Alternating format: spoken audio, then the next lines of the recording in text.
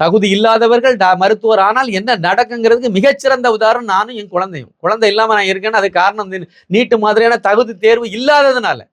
எலாபரேட்டா பேசலாம், விரிவா பேசலாம், அது இப்ப வேண்டாம், விட்டுருங்க, அதோட விட்டுருங்க. இதுதாங்க உண்மை. அதனால நீட்டு வேண்டான்னு சொல்லி எவன் வந்தாலும் சரிதான், செருப்பை கலத்தி அடிங்க, தைரியமா அடிங்க. நான் கண்டிப்பா அடிச்சு விடுவேங்க. என்னட்ட எவனா நேரில் வந்து அடிச்சே விடுவேன். ஏன்னா நான் பாதிக்கப்பட்டாள் நீட்டு இல்லாததுனால. இன்னொரு சம்பவத்தையும் சொல்றேன்.